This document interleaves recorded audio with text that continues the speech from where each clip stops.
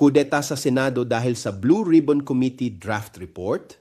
Magkape muna tayo mga kabayan. Kamusta? May lumabas na draft mula sa Senate Blue Ribbon Committee na may pangalan ng 6 na senador na nirerekomendang sampahan ng kaso kaugnay ng flood control projects.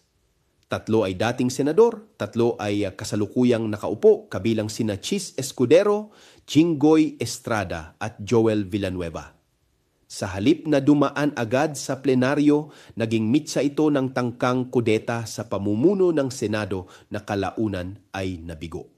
Sa gitna ng agawan ng posisyon at impluensya, natabunan ang mas mahalagang usapin, ang pananagutan sa pondo ng bayan.